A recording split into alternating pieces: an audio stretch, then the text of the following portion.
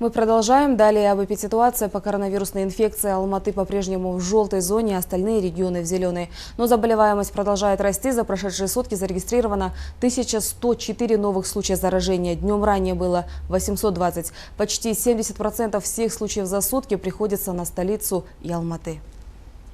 За сутки в Республике Казахстан выявлено 1104 случая коронавирусной инфекции, в Алматы 350 случаев COVID-19, в Нур-Султане 328, в Шымкенте 102, в Алматинской области 88, в Карагандинской области 58, в Жамбылской области 40, в Атырауской области 18 случаев, в Кызылординской области 16, в Костанайской области 15, в Акмолинской области 14, в Мангистауской области 12, в Восточно-Казахстанской области 13, в Западно-Казахстанской области 11, в Павлодарской области и в Актюбинских областях по 10 случаев.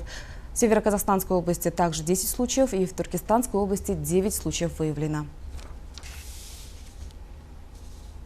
По прогнозу главного санитарного врача страны Айжан Есмагамбетовой, суточный прирост заражения COVID-19 в следующем месяце может достичь 4000 человек. По данным ВОЗ, риску тяжело заболеть ковидом больше всего подвержены пожилые люди, а также те, у кого ослаблен иммунитет или есть серьезные проблемы со здоровьем. Лучшей защитой на сегодня, по мнению экспертов, остаются вакцинация и ревакцинация. Они существенно снижают риск тяжелого протекания болезни и летального исхода.